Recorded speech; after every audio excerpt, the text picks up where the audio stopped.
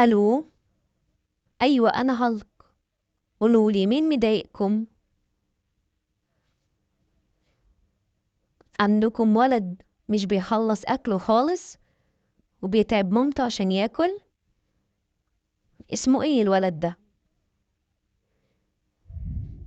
امم هو مش عارف ان الاكل ده هو اللي هيكبره ويخليه قوي ويبقى شجاع زي هالك ويقدر يساعد ماما ويعمل لها الحاجات الكبيرة اللي هي مش بتقدر تعملها.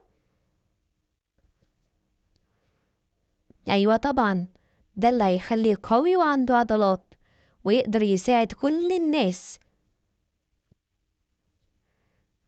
خلاص هيخلص الاكل بتاعه كله. تمام، لو مخلصت الاكل بتاعه كلموني وانا اجي اكله اكله كله بنفسي. خلاص، وانا بكره هتصل اشوفه خلص اكله ولا لا. مع السلامة.